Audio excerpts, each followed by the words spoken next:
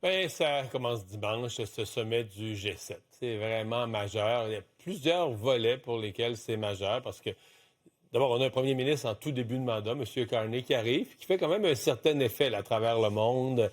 Il était le voisin de Donald Trump, semble avoir amélioré, tu sais, pour les gens qui regardent ça de l'Europe ou d'ailleurs, il a amélioré comme la relation du Canada, semble avoir un peu comme trouvé une façon de s'entendre avec Trump. On verra ce que ça va donner. Et donc là, c'est dans ses premières semaines au pouvoir, M. Carney. C'était prévu depuis longtemps. C'est au tour du Canada. C'est chacun son tour à recevoir la visite. Et là, c'est le Canada qui accueille cette fois-ci, à Kananaskis, en Alberta, le sommet du G7. Alors, ça commence dimanche, mais petite présentation préparatoire pour vous donner une idée de tout ça, qu'est-ce qui s'en vient, pour vous aider à suivre l'événement. D'abord, rappel de qui sont les pays membres du G7. Deux en Amérique du Nord, là, le Canada étant le premier auquel on pense, les États-Unis.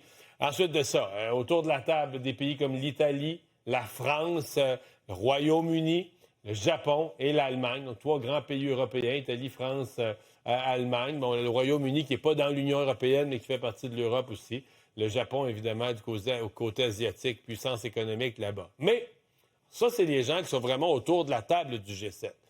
Mais il est de commune pratique pour le pays hôte de dire on va inviter d'autres mondes, des pays qui ont des dossiers particuliers ou d'autres grands pays qui vont profiter de la présence des pays du G7 pour faire des rencontres privées. Dans le cas présent, peut-être rencontrer M. Trump, M. Macron, M. Carney, d'autres. Et là, la liste des invités, c'est ce qui me fait dire à moi, M. Carney profite de l'événement là, pleinement pour repositionner le Canada, rebâtir une crédibilité, une influence internationale au Canada. Donc parmi les invités, l'Australie, le Brésil, l'Inde. Et là, l'Inde, il faut s'arrêter là-dessus, parce que le Canada est en chicane avec l'Inde. M. Trudeau s'est élevé à la Chambre des communes pour dénoncer l'Inde. Effectivement, on dit que des agents indiens auraient assassiné un citoyen canadien sur notre sol. C'était inacceptable. Maintenant, est-ce que le Canada a les moyens de se brouiller, qu'on traite un événement, qu'on le traite avec fermeté, mais de se brouiller complètement avec tout le pays, le plus grand pays, le plus populeux pays au monde maintenant. Là, on veut rétablir les liens. L'Indonésie, le Mexique, donc la présidente mexicaine, Mme Sheinbaum, va être au Canada. Ça va être la première fois qu'elle va rencontrer en personne Donald Trump depuis qu'il est assermenté. Ça va se faire en sol canadien. Corée du Sud, Afrique du Sud, Ukraine, M. Zelensky qui va être là. Donc, comprenez un peu là, qu'on va dans toutes les directions pour élargir la présence, mais je pense élargir aussi la zone d'influence du Canada. Les enjeux, je vous les présente, les enjeux tels que présentés par M. Carney, parce qu'il y a quelques jours, Mark Carney a regroupé en trois grandes catégories les enjeux.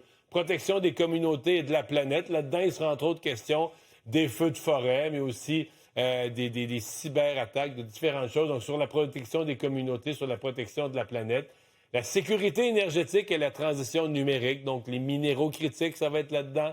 L'intelligence artificielle, ça va être là-dedans. Des sujets qui vont être abordés. Et les partenariats pour l'avenir, ça, c'est vraiment plus économique. Comprenez que dans le partenariat, il y a beaucoup le commerce, puis un petit peu de Trump, là.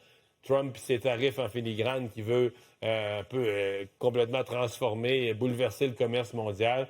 Donc, des partenariats pour l'avenir.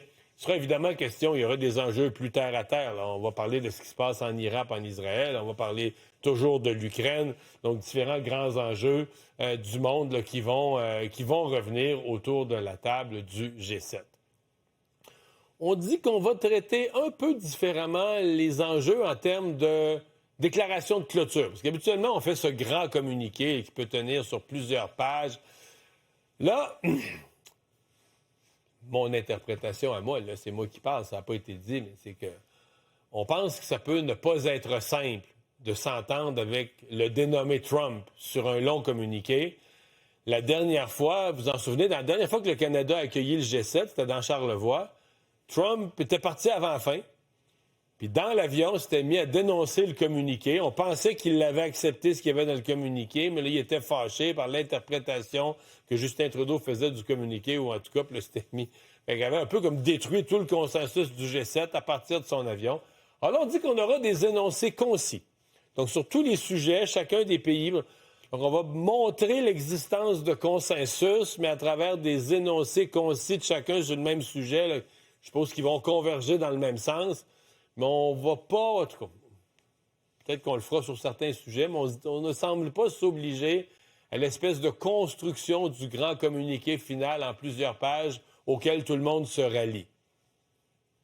Moi, je pense que c'est vraiment une façon de contourner le problème de Donald Trump. Bon, je sais que les gens qui regardent cette émission, vous êtes des gens sérieux. Vous voulez du contenu. Vous dites, Mario, informe-nous. Mais on est quand même blette un petit peu. Là. On aime ça voir. Puis surtout, ils vont être réunis dans un endroit très, très, très, très, très chic, très, très beau. C'est chez nous au Canada. Je pense pas. Peut-être qu'il y en a certains d'entre vous qui y est allé à Kananaskis. Je pense que ce n'est pas le cas de la majorité. C'est vraiment à la frontière de l'Alberta, en s'en allant vers les Rocheuses, évidemment, là, vers la Colombie-Britannique, pas loin de Banff. Avec mon équipe, on a trouvé des images. Ça, c'est la vidéo promotionnelle du G7 là, qui vous montre un peu l'endroit. C'est vraiment super beau. On est dans la nature. On n'est pas dans une ville. On n'est pas aux abords d'une ville. On est vraiment dans un centre de villégiature, au pied des Rocheuses. Et là, vous allez voir, dans les prochaines minutes, on va passer, c'est la vidéo promotionnelle du G7 à Kananaskis. Mais l'hôtel où ils sont regroupés, là, ça, c'est la vidéo promotionnelle de l'hôtel. C'est assez bien aussi. C'est dans le très classe. Là, le Canada est capable de recevoir. Oui, évidemment, on met beaucoup, beaucoup en valeur tout ce qui tourne autour de la nature. Puis on a quelques photos. Photos de l'hôtel, dont le lodge où ils vont se retrouver. Photos, évidemment, de tous ces décors de montagne derrière, là, des rocheuses derrière. La jolie, fort jolie salle à manger.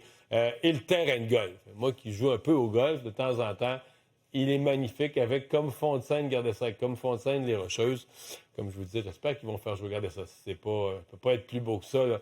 Le terrain de golf lui-même a l'air magnifique. Ça ne doit pas coûter des pinottes de jouer là, mais dans un décor féerique. Alors voilà, je voulais vous montrer ça. On est quand même tous un peu curieux.